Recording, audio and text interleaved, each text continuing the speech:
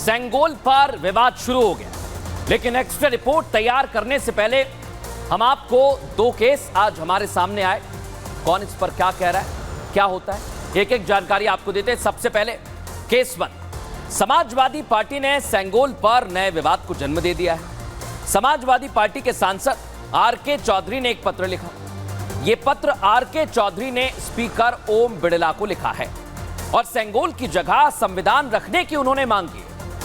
Samajwadi party ने सेंगोल को राजाओं के प्रतीक के तौर पर बता दिया है।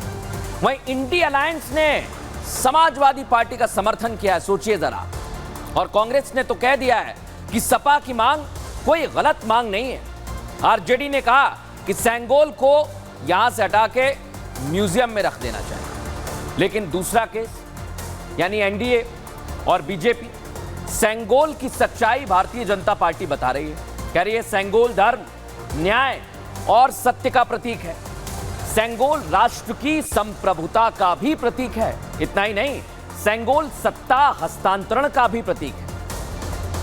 सेंगोल लोकतंत्र और कानून का प्रतिनिधित्व करता है। बीजेपी ने इस दौरान विपक्ष पर भी निशाना साधा है और विपक्ष संविधान की आड़ में गुमराह कर रहा है, यह कह रही है बीजेपी। पहली बार नेहरू ने ही, दर्शकों आपको बता दें, सेंगोल को स्वीकार किया था, लेकिन इस पर अब हंगामा हो रहा है और इस पर अब सियासी माइलेज लेने की भी कोशिश की जा रही है।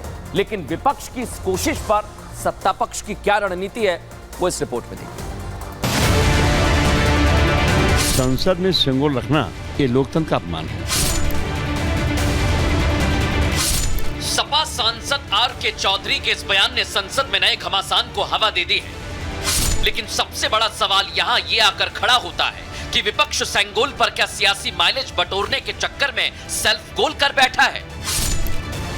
यह मुद्दा आज इसलिए उठ रहा है क्योंकि अभी संसद की कार्यवाही शुरू हुई थी कि विपक्ष ने जनता के हित को दरकिनार कर संविधान वर्सेस सेंगोल की जंग छेड़ दी। संसद में सेंगोल हटाकर संविधान की प्रति लगाने का मुद्दा उठाया तो सियासत का रुख यहां भी विपक्ष ने प्रधानमंत्री मोदी की तरफ मोड़ दिया। सपा अध्यक्ष अखिलेश यादव ने तो पीएम पर ही तंज कस दिया। प्रधानमंत्री जी ने बाकायदा प्रणाम किया था। इस बार शपथ लेते समय शायद वो भूल गए, उसी को याद दिलाने के लिए लगता है मेरे पार्टी के सांसद ने कुछ इस तरह का पत्र लिखा है। विपक्ष की ओर से बार बार संविधान को मुद्दा बनाना सीधे तौर पर इस ओर इशारा करता है कि इंडिया अलायंस का सीधा उद्देश्य जनता के मुद्दे उठाने के बजाय संविधान को माध्यम बनाकर सीढ़ी चढ़ना है। चुनाव में विपक्ष ने संविधान को मुद्दा बनाया तो 10 साल बाद लोकसभा में अपनी स्थिति ठीक कर पाया। इसके बाद राहुल और अखिलेश ने संविधान को हाथ में लेकर शपथ दी और विपक्ष इस रणनीति पर बढ़ रहा है कि संविधान पर संग्राम छेड़ेंगे तो आगे उसकी स्थिति और मजबूत हो जाएगी। लेकिन मोदी तो मोदी हैं, विपक्ष के हर नहले पर सियासी टहला फेंकने की पूरी तैयारी कर चुके हैं।